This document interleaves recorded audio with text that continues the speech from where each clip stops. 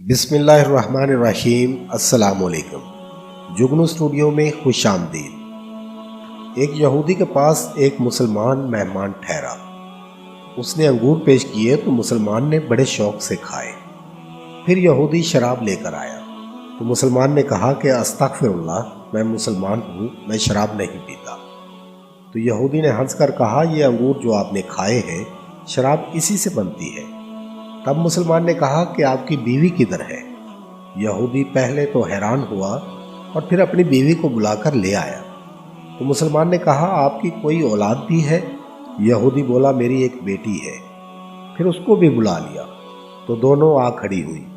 تب مسلمان نے کہا کہ تیری بیوی تیرے لیے حلال ہے، اور یہ تیری بیٹی جو اسی سے پیدا ہوئی ہے یہ حلال نہیں ہے۔ یہودی یہ دیکھ کر فوراً متاثر ہوا اور اسلام قبول کر لیا۔ جب حضرت نوح علیہ السلام نے اپنی قوم کو کشتی سے اتار لیا تو اس وقت اللہ تعالیٰ کا حکم ہوا کہ اے نوح، جتنے بیج اور جڑیں ہیں یہ سب زمین میں بو دو۔ چنانچہ حضرت نوح علیہ السلام کو تمام قسم کی جڑیں اور بیج مل گئے، لیکن انگور کی جڑ نہ ملی۔ تب اللہ تعالیٰ کی بارگاہ میں عرض کی تو آواز آئی کہ اے نوح، اس انگور کی جڑ کو ابلیس لعین نے چرا لیا ہے۔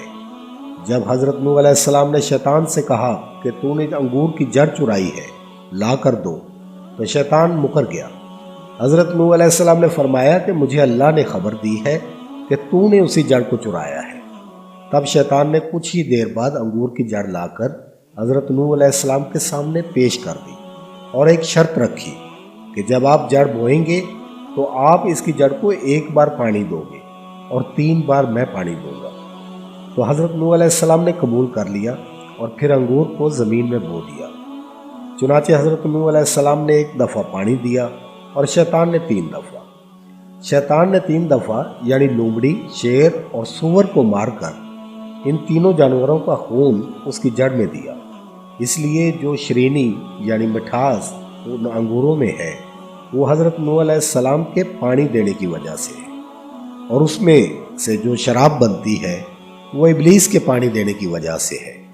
اس لیے شرابیوں کا مزاج پہلے لومڑی کے مزاج جیسا ہوتا ہے، پھر شیر اور آخر میں سور جیسا ہوتا ہے، کیونکہ نشے کی حالت میں شرابی کسی کو دیکھتا، سمجھتا اور سنتا سناتا نہیں ہے۔